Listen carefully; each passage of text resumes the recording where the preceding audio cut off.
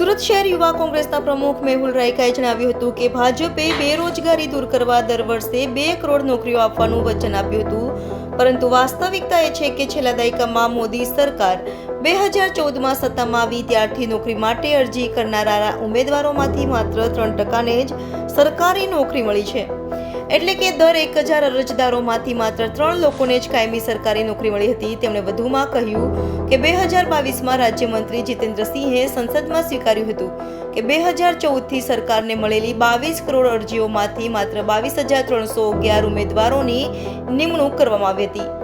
આ નિવેદન સ્પષ્ટ કરે છે કે મોદી સરકાર દર વર્ષે 2 કરોડ નોકરીઓનું સર્જન કરવાના પોતાના વચનને પૂર્ણ કરવામાં સંપૂર્ણપણે નિષ્ફળ રહી છે।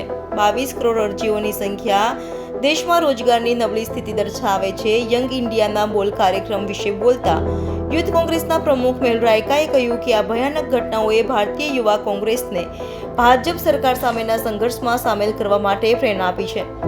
આ વિચાર હેઠળ યંગ ઇન્ડિયા કે બોલ નામનો પ્રવક્તા શોધ કાર્યક્રમ શરૂ કરવામાં આવ્યો હતો। આ વર્ષે યંગ ઇન્ડિયા કે બોલની સિઝન 5 મુખ્ય મુદ્દાઓ ડ્રગની સમસ્યા અને બેરોજગારીનો સમસ્યાનું નિરાકરણ લાવવા ભાજપ સરકારની સંપૂર્ણ નિષ્ફળ ગઈ છે। આ કાર્યક્રમ ભારતીય યુવા કોંગ્રેસના રાષ્ટ્રીય અભિયાન નોકરી દો નશા નહીં સાથે સુસંગત છે, જેનો ઉદ્દેશ્ય યુવાનો, વિદ્યાર્થીઓ, વ્યાવસાયિકો, પાયાના કાર્યકરો અને રાજકીય ઉત્સાહીઓને તેમનો અવાજ ઉઠાવવા અને આ બેજવાબદાર અભિવ્યક્તિનો વિરોધ કરવા માટે એક મંચ પૂરો પાડવાનો છે।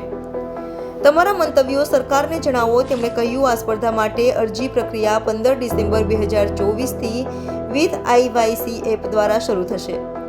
રસ ધરાવતા સહભાગીઓએ આ બંને મુદ્દાઓ પર તેમના વિડીયો સબમિટ કરવાના રહેશે। આ કાર્યક્રમમાં સહભાગીઓને રાજ્ય અને રાષ્ટ્રીય સ્તરે આમંત્રિત કરવામાં આવશે અને તેમને ભારતીય યુવા કોંગ્રેસના રાજ્ય અને રાષ્ટ્રીય પ્રવક્તા બનવાની અનન્ય તક પૂરી પાડવામાં આવશે। IIT-IIMના વિદ્યાર્થીઓને પણ રોજગાર નથી મળી રહ્યો। તેમણે એમ પણ કહ્યું કે ભારત વિશ્વનો સૌથી યુવા દેશ છે। 55% વસ્તી યુવાનો છે। વિશ્વનો દરેક 5મો યુવા ભારતીય છે। ભારત ક્યારેય આટલું જુવાન નહોતું, આટલી યુવા વસ્તી, શિક્ષિત લોકો, પરંતુ વાસ્તવિકતા શું છે? 1 કલાકમાં 2 યુવાનો આત્મહત્યા કરી રહ્યા છે। યુવાનોની આત્મહત્યાએ ખેડૂત આત્મહત્યાના દરને પણ વટાવી દીધો છે। તે કેટલું દુઃખદાયક છે કે આત્મહત્યાનો દર વસ્તી વૃદ્ધિ કરતાં આગળ નીકળી ગયો છે। એક ષડયંત્ર હેઠળ આ યુવાનોને નશામાં ધકેલવામાં આવી રહ્યા છે। યુવક હોશમાં હશે તો નોકરી માંગશે, તેથી તેની નશામાં ધકેલી દેવાનું ષડયંત્ર રચવામાં આવી રહ્યું છે। તેમણે દેશના યુવાનોને અપીલ કરતા કહ્યું કે તેઓ પોતાનો જીવ ન ગુમાવે। તમે જે કરી શકો તે કરો।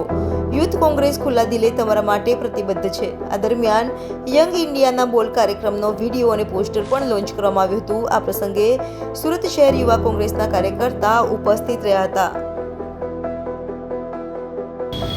આજ રોજ સુરત શહેર યુવક કોંગ્રેસ દ્વારા એક પ્રેસ કોન્ફરન્સ રાખવામાં આવી છે।